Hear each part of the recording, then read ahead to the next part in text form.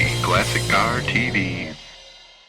Welcome to this week's episode of Hagerty Classic Car TV. Here in northern Michigan, we're enjoying our first measurable snowfall. And while we're out playing in snow, let's take a check of what's going on in the news. It's time for news. The latest Shelby GT500, along with the rest of Ford's 2013 Mustang lineup, was unveiled this week ahead of the 2012 Los Angeles Auto Show.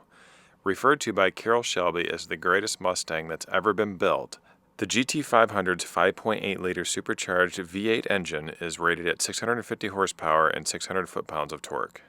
Dodge's new SRT Performance division will unveil revamped versions of some of its best-loved classics during this week's Los Angeles Auto Show.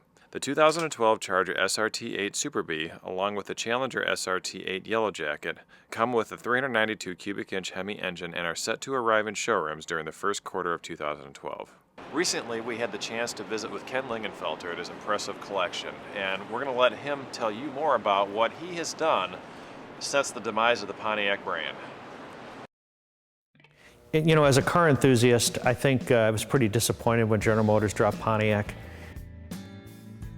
My name's Ken Lingenfelter. I own Lingenfelter Performance Engineering and also the Lingenfelter Collection, which is where we are today.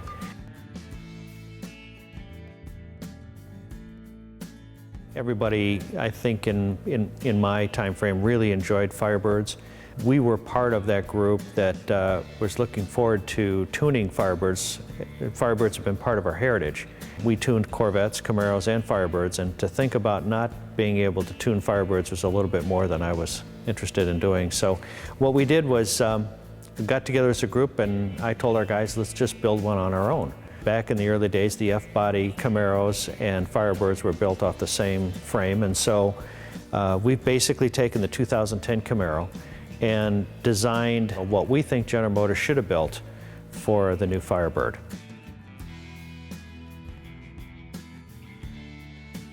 Most of the guys that work for us are racers, enthusiasts. That helps a lot, needless to say. Obviously, we've changed some panels on the car. The front end is different. The rear end has got a Firebird flare. We decided that the Super Duty look was the car we wanted to do. The shaker hood, the screaming chicken on the hood, the air inlets on the side, the spoiler on the back, the front air dam. And honeycomb wheels had to be a part of our design. We've also built a rally wheel that resembles the old Pontiac Firebird rally wheel. This will be our entry-level car. It'll be a 6-cylinder car. We don't have enough room under the hood to put a shaker on this car, so with a 6-cylinder engine. Keeping in mind, though, that the 6-cylinder engine that General Motors has built and put in this car does well over 300 horsepower. So it's a pretty powerful car right from the get-go. The next level car we'll build will be an LS3, which has got something around 460 horsepower. That comes with the SS Camaro. That'll be a V8. And then the highest level car we will build will be the 455 cubic inch, 655 horsepower engine.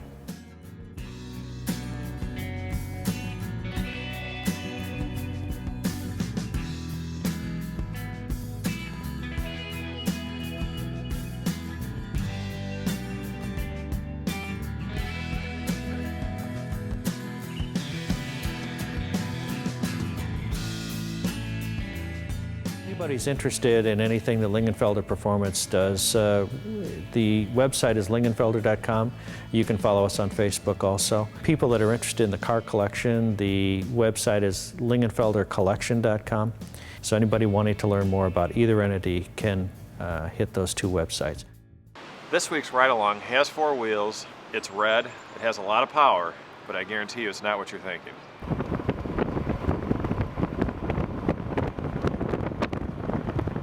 This week's ride-along is in a 1951 Farmall M tractor. Here to talk about it is Hagerty's tractor expert, Paul Stebleton. Hey Paul, how are you? Good to meet you. Thanks for having the opportunity to show tractors on the internet. Yeah, tell us about the Farmall M. Well, this Farmall M was actually built in Rock Island, Illinois. It was one of 290,000 built between 1939 and 1952. It's one of the larger models that Farmall made. The M is actually built on the same chassis as the smaller version, the H. But the M was built with a gas engine and a diesel engine. This is the gas model. The diesel model actually cost $700 more to purchase that item, so obviously they made less. They also made this tractor with 3 different front end styles. The one that we see here, this is actually a row crop version. Tell me about driving something like this. What's it feel like when you're up there? Honestly, it feels like nothing else in the world. You feel like you're sitting on top of the world. And what are the trends in collecting these? Who's buying them, and what are the prices doing? It's a wide variety of people. A lot of people with an agricultural background are obviously involved, but we're seeing a lot of people who once were involved in the car hobby are starting to get into tractors because it's a new market. There's still a lot of very rare things out there that are still fairly affordable. However, the market on very rare tractors is really going up. And in terms of those options that you mentioned at the beginning, MV versus gas versus diesel, how do those affect collectability? They affected a great deal. The high crop tractors, because of the type of crops they were designed for, were A, more expensive, and B, more limited production. So obviously collectability has to do with production, and so because there were fewer of them, they're much more sought after. And the values can be almost double. The high crop version is probably worth double what the gas version of this tractor is.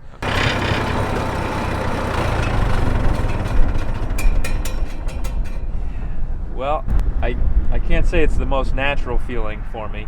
I'd be just as at home driving a spaceship, probably, but it's fun. It's a nice, easy pace. And you, like Paul said, you're on top of the world, just kind of looking around. It's really cool. I would drive away, but that would entail a whole lot of stuff I'm not sure how to do. So, see you next time. Well, that's it for this week's episode. Let us know what you think in the comments, and I think I'm gonna go take a dip.